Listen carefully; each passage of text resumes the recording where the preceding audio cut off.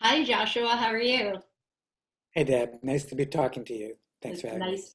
It's great to have you here too. I know we've been trying to coordinate schedules for a while, so I greatly appreciate you taking the time out of your busy schedule.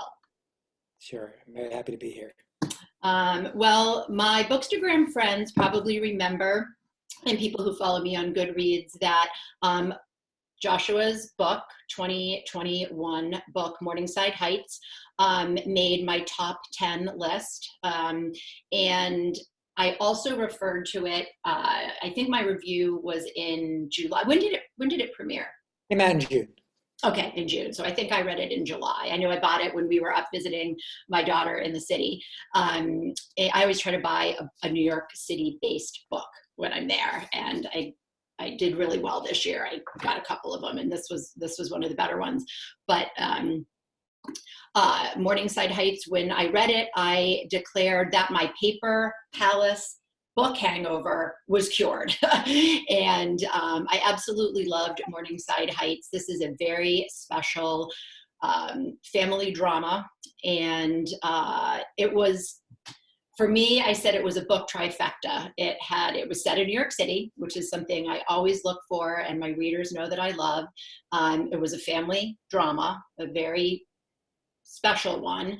And there was academia in it too. I love it when I can find a book that's set on a campus or revolves around a campus and an academic world. So thank you for writing one of my favorite books of the year. And before we start, why don't you take a few minutes to tell everybody and I always say to you guys when you're listening to these, there are going to be spoilers here. Nothing really that you couldn't read on the book jacket, but we're going to talk about the whole book. So if you're thinking that might spoil it for you, you might want to watch it after you've read it.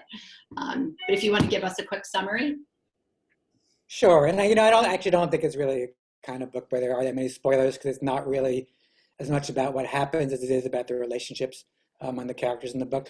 So it's really a novel about a long marriage.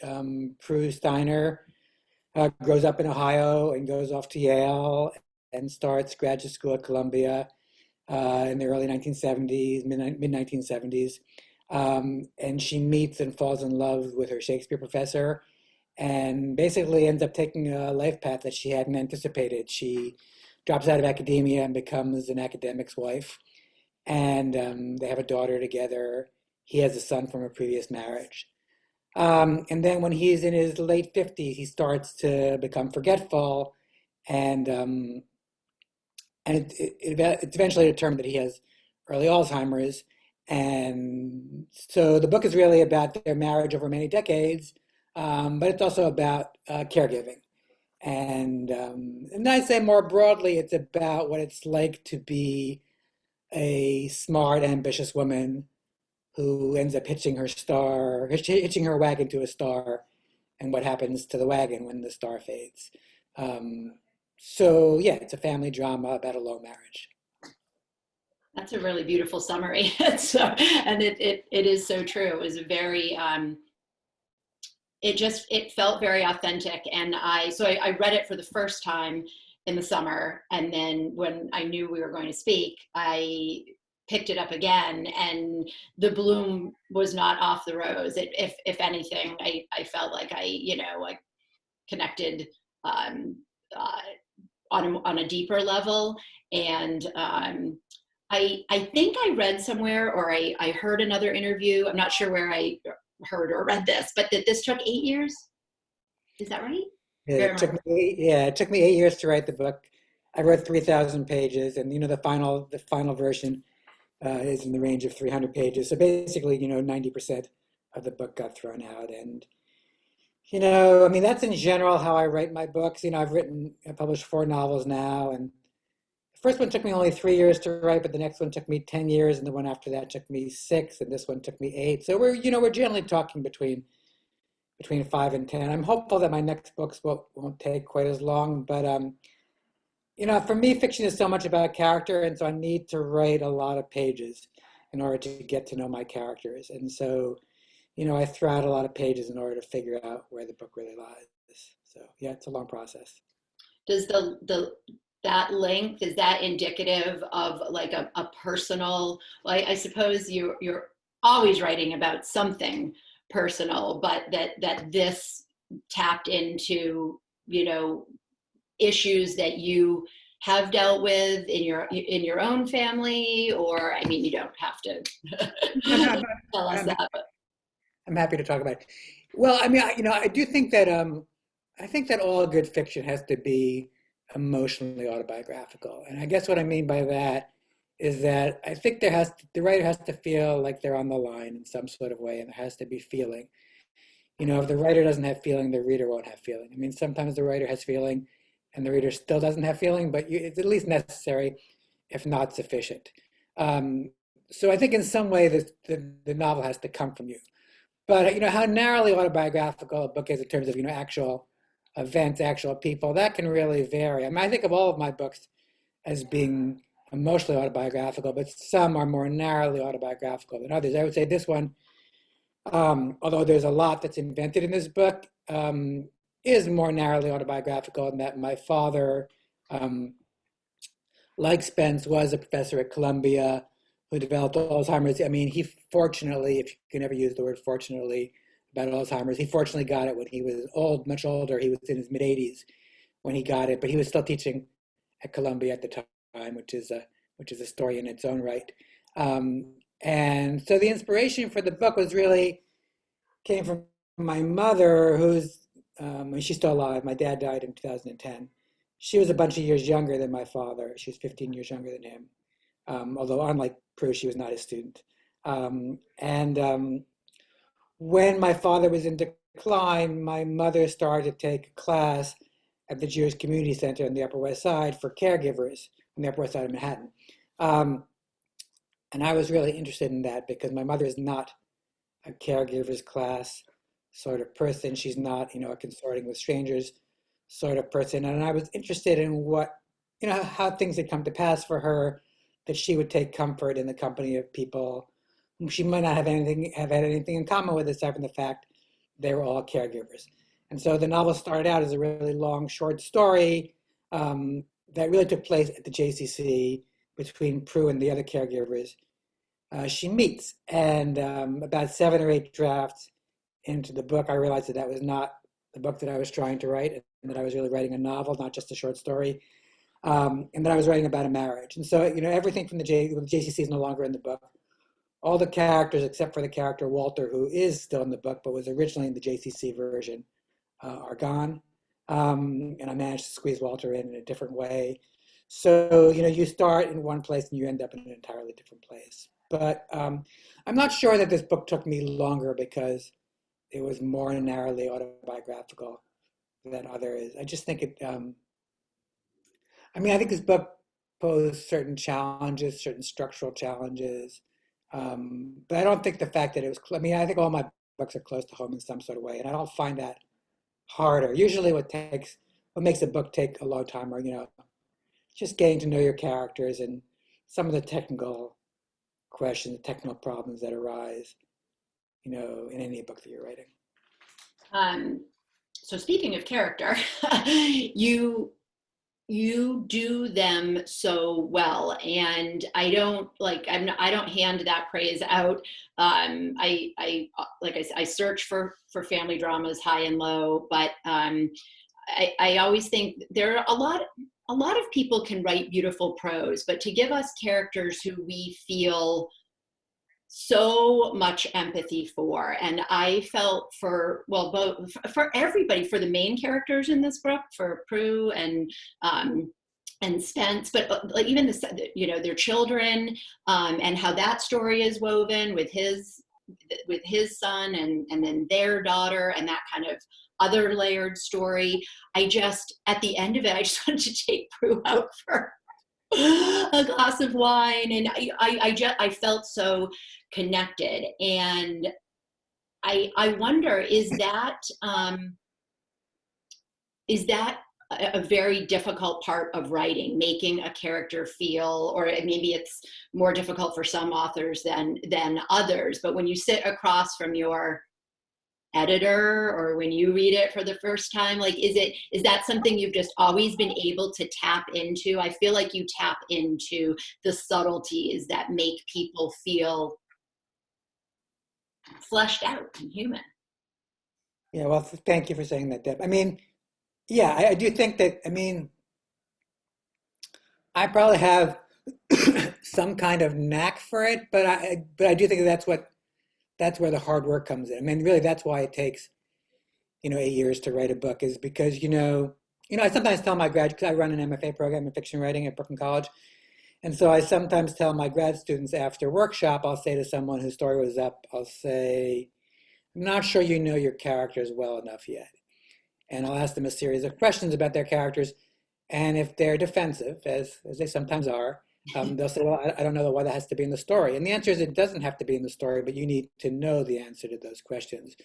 Because the answers to those questions, percolate up and they seep into the story, even if they're not answered explicitly. And that's what Hemingway meant by the tip of the iceberg, is that, what's being written in the story, what's on the page is what's sticking out of the water.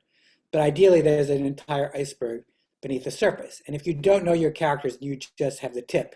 You don't have the full iceberg beneath the surface. And so I think, people say to me, well, you threw out 2,700 pages. Isn't that awful? And I actually don't feel that way. I feel like, economists talk about sunk costs. But I guess I kind of feel like it's all an investment in getting the characters right and getting to know them. And I'm an economical writer in general. I really feel like the burden of proof is on keeping something as opposed to throwing it out. And so whatever I can get rid of is essential to me. And so a lot of those scenes that are not in the novel are in some way, in fact, in the novel. The reader just doesn't realize it because it's percolating up. And I do think also because, there's definitely a plot in this book, but I'm a character-driven novelist. And I feel like, the writer James Salter said that life is weather, life is meals. And I kind of agree, by which I mean that, the small things in life I think are most revealing. And so you have to spend a lot of time with your characters to get the right small things to convey what you want to convey. But I do think a writer needs to, you have to have some facility with language, of course. If you have a tin ear, you're going to be in trouble. But fiction is not poetry. It's not language for language's sake. At least the kind of fiction I write is language in service of character. It's language in service of narrative. And so I do think a lot of it is about temperament. My mother likes to tell a story that when I was a toddler, and she would walk, and I grew up in Morningside Heights, and she would walk with me along Broadway, and I insisted on being picked up, and I needed to look into every window we passed. And I do think that novelists, or at least the kind of novelist that I am, are people who want to look in every window. I'm the kind of person who's happy to look at a stranger's high school yearbook. I think we're gossips by temperament, and I think if you're not interested in human psychology in some way, if you're not interested in people, even if you have a lot of skill on the sentence level, you're not going to produce the kind of work that's going to transport people. So yeah, that's a very essential part of fiction writing for me. You never know where you're going to find a story, right? Unless you look at every window. Right. Well, I have to say, when you mentioned James Salter, I just read him for the first time. I read Light Years. Mm-hmm. I struggled. I thought I was going to love him, and I have to admit that I didn't. And he's not to everyone's taste, and certainly, I think certainly his female characters can feel like they're just the object of the male gaze. He's but, and I particularly like a sport and a pastime. I think that he is someone. He's really beloved by other writers because he does write a beautiful sentence, and he has a sense of language. He's got a very fine ear, and he's also good at making the daily, the seemingly inconsequential, seem resonant. Beautiful. Yeah. Like I said, it felt like he had a bunch of characters that weren't fleshed out, held together with some incredibly beautiful sentences about nature, but then the stuff that I've applauded you for character development, fleshing things out. I felt like I did, in light years at least, like I had no idea how at the end we got there. I didn't know these people at all. They felt flat. I felt like it was like what you would tell students. I know I'm digressing here, but I love your take on this. They said we've always been, when I've taken writing workshop, the old show, don't tell. And I felt like he did a lot of telling, but not a lot of showing.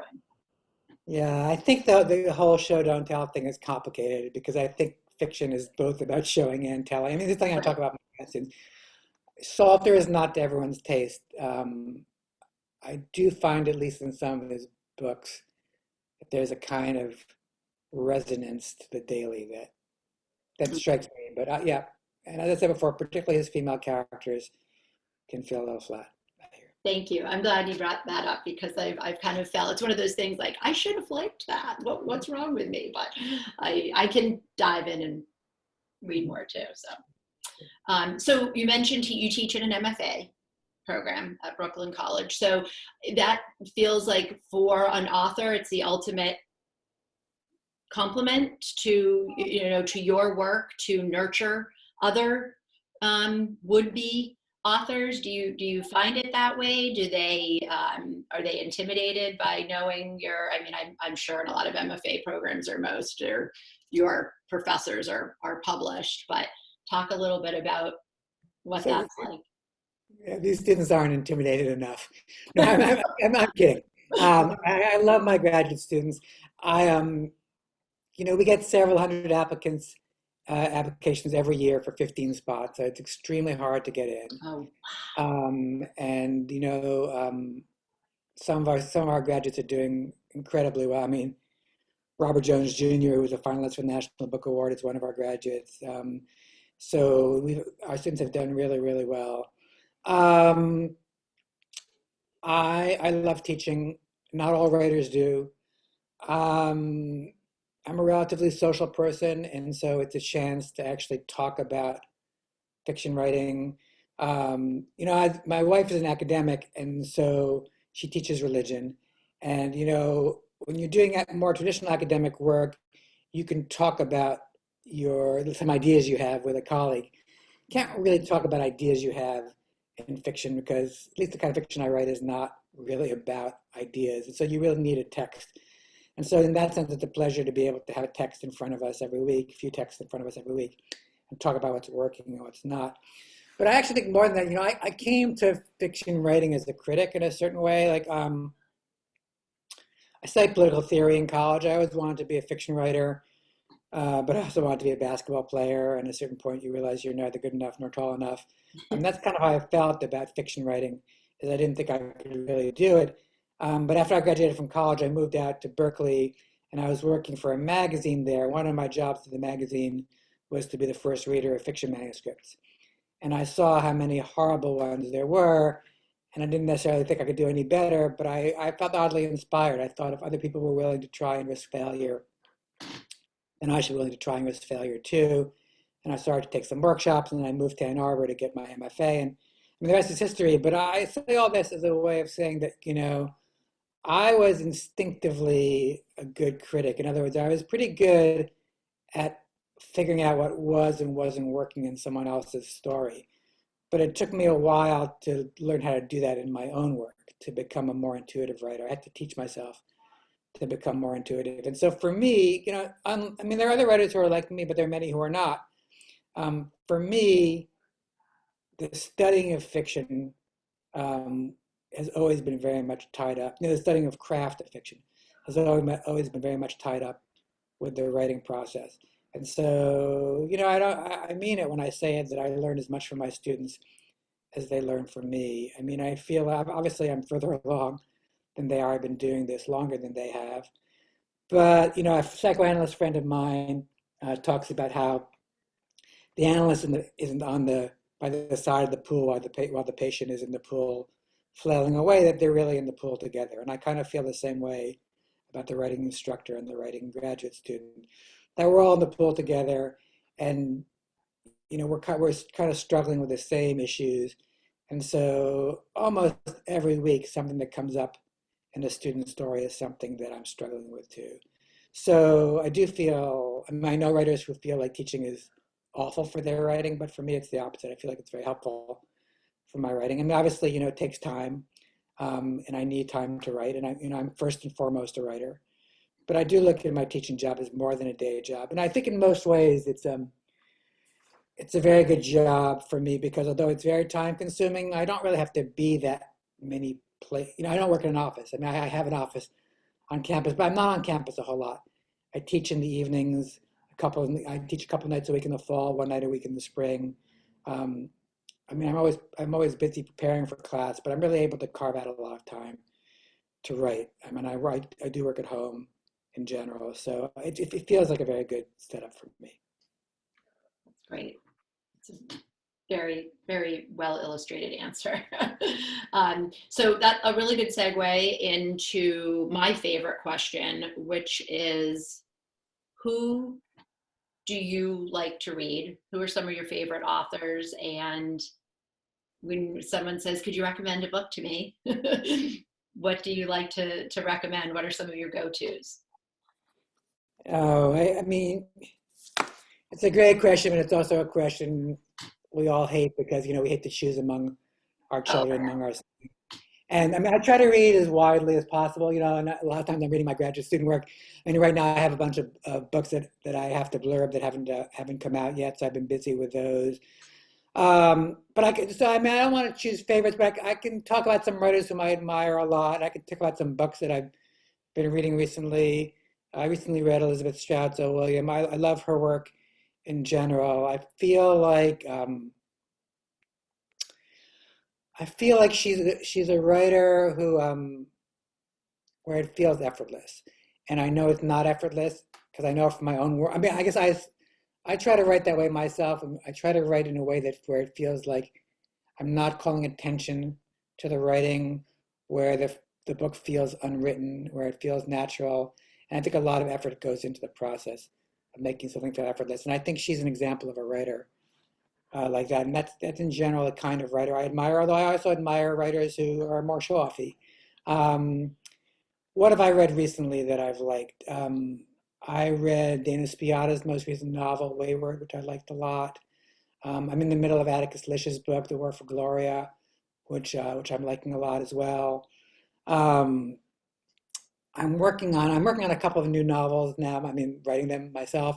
And one of the novels I'm working on is it's sort of an ambitious book that takes place over the course of a century in many different places, but parts of it take place in Washington, D.C. in the 1960s and 70s. And it's a more political book. I don't mean that the book espouses a particular politics, which I don't think fiction ever should do, but engages more with the political world. It takes place during the Kennedy and Johnson administrations and in the Vietnam era. So I'm reading some of Ward Just's fiction. I'm reading his book Echo House because he's someone who writes about that world very well. Um, I really love Peter Ho-Davies' novel. I think it came out last year. A Lie Someone Told You About Yourself, I think it's called.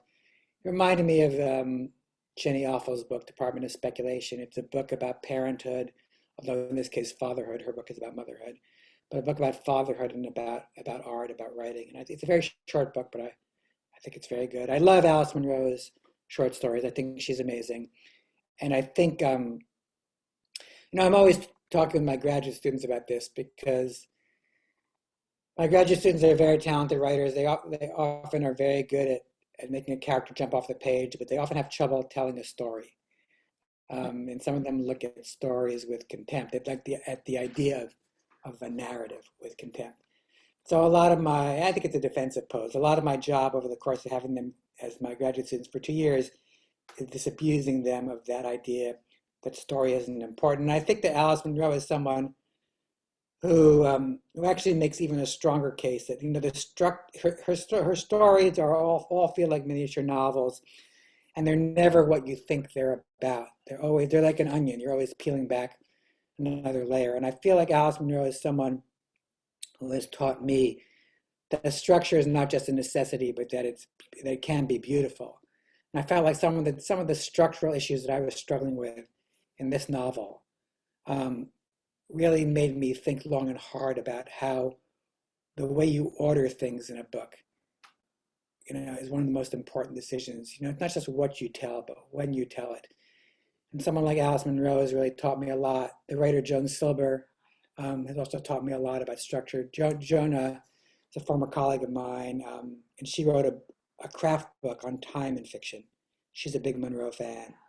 And she has really interesting things to say in that book, but also in her own fiction about time and fiction. I'm very interested in time. So those are some writers who, I wouldn't call them favorites, but they're just some writers that I like. That's okay. That's perfect answer. So, and you discussed it in my last question, and you alluded to it a little bit. And I know, again, some authors don't like to answer this, but you are writing. You're in the process of another novel. Right. Right. So I'm writing two different novels, which may Oh. be my way of writing no. I'm not a great multitasker. Like I can't pat my stomach and rub my head at the same time. In an ideal world, I'd be working on one of them in the morning and one of them in the afternoon, but that's not really what's happening. I'll work on one for a few months and then get stuck and work on the other. So, and I'm also working on on a collection of stories Gosh. that each of which take place in a different neighborhood in New York City. So I have a lot of balls in the air. So I don't want to say too much about those novels, but so the novel that I was talking about before is a multi-generational novel about a Jewish family. And I kind of feel like the book, although it's obviously about particular characters, is chronicling a certain kind of Jewish experience in America in the 20th century. It starts in Belarus at the end of the 19th century, but principally takes place on the Lower East Side of Manhattan in the 1930s and 40s, at Harvard in the 1950s and 1980s, in Washington, D.C. in the 1960s and the 70s, briefly in New Haven also in the 1960s, and then in Tel Aviv and Jerusalem shortly after Joe Biden has been elected. So it's a big, ambitious book, and I'm trying to figure it out, but I'm enjoying writing it. The other book feels ambitious, but in a very different way. It's actually a more focused book in the sense that it's a much shorter period of time. It's a first-person novel. It's the first time I've written in first person since my first novel, Swimming Across the Hudson. So it's interesting to be going back to that point of view.